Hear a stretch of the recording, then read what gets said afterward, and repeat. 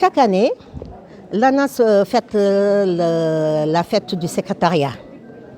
Donc aujourd'hui, c'est à notre 16e année, mais la 13e édition quand même.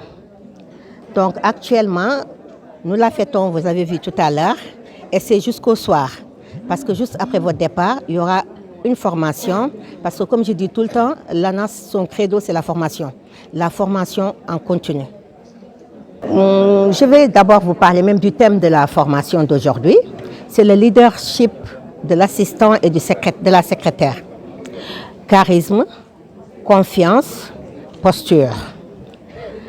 Bon, les difficultés que nous rencontrons, tout le monde le sait, parce qu'on a tapé à beaucoup de portes depuis 2024, c'est le problème surtout du statut de la secrétaire. Surtout la secrétaire qui a le BTS, le Bac plus 2. Donc on n'a pas de statut. On devait normalement, on a le même rang que le comptable, que l'informaticien, mais nous sommes des agents non fonctionnaires de l'État. Et on se bat sur ça pour que l'État puisse nous aider. Parce que là, on ne peut pas, surtout au niveau de l'administration, moi je me dis, dans le privé, ils ont peut-être un peu de chance parce que là, ils ont un plan de carrière. Mais nous, en tant qu'agents administratifs, on n'a pas de plan de carrière. On continue à être des secrétaires de direction jusqu'à la retraite. Et pourtant, Dieu sait qu'on a un bagage intellectuel très énorme. Mais là, vous allez à la retraite avec le BTS, avec le truc. Au niveau de la fonction publique, ce n'est pas tellement ça. D'accord? On n'a pas un fonds national de retraite. Donc, le problème fondamental de l'ANAS actuellement, c'est son problème de statut. Après ça, on a un problème de siège. Je l'ai dit tantôt, il y a quelques années, c'était la présidente honoraire est là. Le siège, c'était à son domicile. Elle m'a passé le flambeau, maintenant le siège, c'est à mon domicile. Et on ne peut pas faire ça, ça ne peut pas être récurrent quand même, il faut le dire.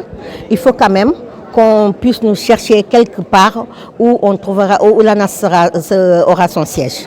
Ça, vraiment, je demande humblement aux autorités étatiques pour qu'elles puissent nous aider. D'accord. Ça reflète notre thème d'aujourd'hui. Déjà, il y a la confiance en soi. Parce qu'une secrétaire qui n'a pas une confiance en soi ne peut pas avancer. Parce que tout le temps, tu doutes de toi. Et là, il faut savoir dire oui quand il faut dire oui et dire non quand il faut dire non. Mais tout ça dans la diplomatie, avec la diplomatie.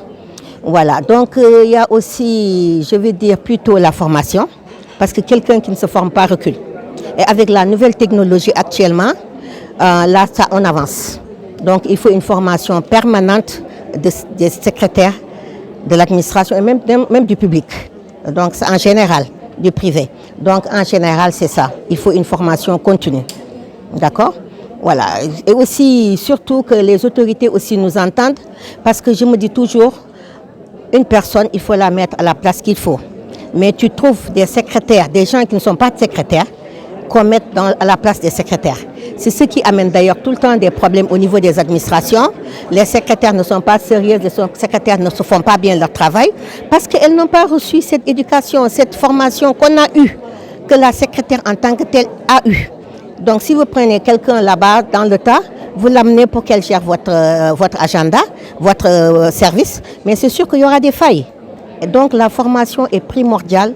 Il faut que les secrétaires aillent se former dans les écoles qui sont adaptées à ça, pour qu'on puisse relever, revaloriser cette profession qu'est le secrétariat.